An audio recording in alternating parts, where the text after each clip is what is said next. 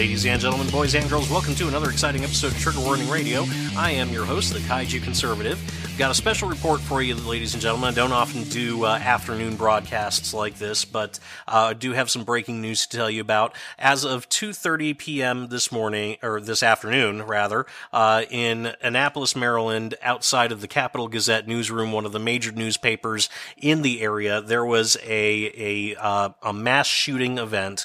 There is currently an active shooter situation that has resulted in the building being evacuated. We don't know a whole lot about what's gone on. There is a suspect in custody.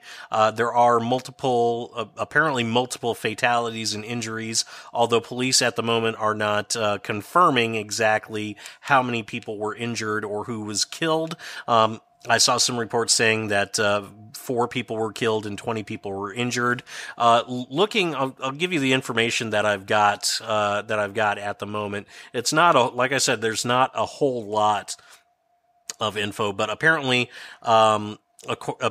according to eyewitness accounts, supposedly eyewitness accounts on Twitter, there was a gunman that approached the offices of the newspaper, which is owned by the Baltimore Sun, by the way, and with a shotgun and started opening fire. Multiple people were hit, according to these eyewitness accounts, and the shooter was apparently outside of the office and shot through the glass windows of the office. So not a whole lot of detail going on. Police are on the scene. The ATF is on the scene as well. They're all confirming that there is an active shooter situation and that they do have somebody in custody. Pictures that I'm seeing a couple of people that have been evacuated, as well as fire and rescue and police, of course, on the scene as well. President Trump and the First Lady, they have been briefed. Deputy Press Secretary, Lindsey Walters has been briefed as well. Maryland Governor Larry Hogan has also tweeted about this tragedy as well. He said he's absolutely devastated to learn of this tragedy in Annapolis. I am in contact with County Executive Steve Shu, I think is how you pronounce it, and MDSP is on the scene actively assisting AACOPD. Please heed all warnings and stay away from the area. Praying for those at the scene and for our community. Now, we don't have any details. Like I said, we don't know who the shooter was. We don't know who was killed, how many people were killed, how many people were injured, and we don't know why this shooting happened above all. But we already have idiots that are weighing in on this and giving their opinion. Nancy Pelosi, for one, she tweeted just a few minutes ago, as of this broadcast, about 20 minutes ago. She said, praying for everyone injured and the families of those lost in today's shooting at the Capital Gazette in Annapolis, Maryland. Congress has a responsibility to take action to prevent the tragedy of gun violence. Every day it fails to do so is a stain on our country.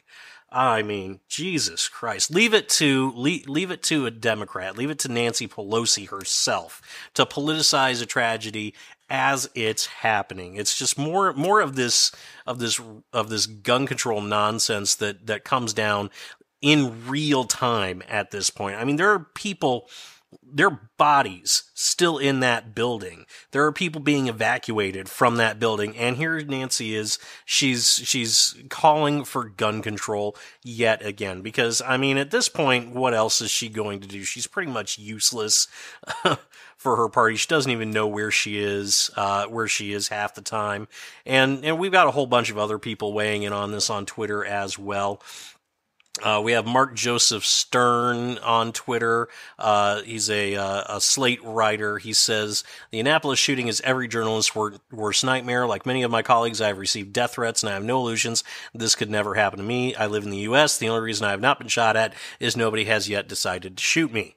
Well, okay. Fair enough. I guess that's accurate. Then we've got our first tweet blaming the president. We've got Adam Best, founder of At the Left and a film producer. He says, "We don't know the motive for the Capital Gazette newspaper mass shooting in Annapolis, but sincerely hope how Trump and the far right incite hatred towards journalists had nothing to do with it. Regardless, this should send a message that rhetoric is dangerous and unacceptable."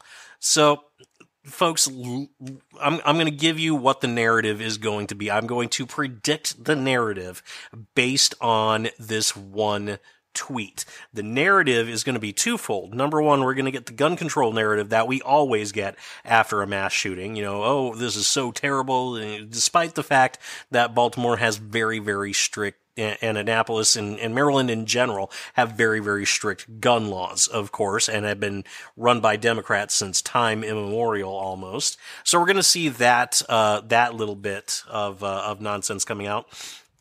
But we're also going to see the narrative that this is all Trump's fault.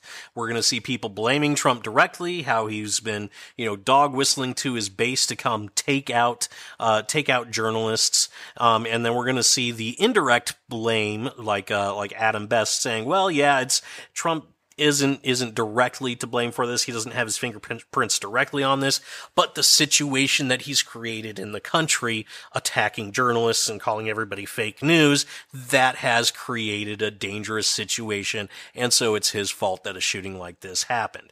Those are the two narratives that the left is going to come up with, and you're going to see those extremely quickly, folks. It's now, at the time of this recording, it's now about 4:15 in the afternoon. I will say by 8, 9 o'clock tonight, we're going to see that the second part of that narrative, how this is all Trump's fault because of his fake news comments. We're going to see that become pretty solidified and calcified on the left, and it's going to become their drumbeat cause, regardless of what the actual motivation is. This could be as simple as somebody completely crazy going to a newspaper and at random, or picking a random target and just shooting things up. This could be a domestic violence situation. We have seen that before in the past, where somebody involved in a domestic situation decides to perpetrate a mass shooting. The shooting at the church in Texas was one such situation as well. And this could be. It could be anything. It really could be anything, but we are going to see the drumbeat that this is Trump's fault take hold within the next few hours. It's going to make its round on all the cable news shows. CNN is probably going to be the first to drop this bomb if they haven't already. And we're going to see that be the story pretty much at the very latest by tomorrow morning. I'm going to try and do some more another episode on this later. I'll try and have something for you all maybe tomorrow morning. Maybe I'll go through maybe I'll go through the tweets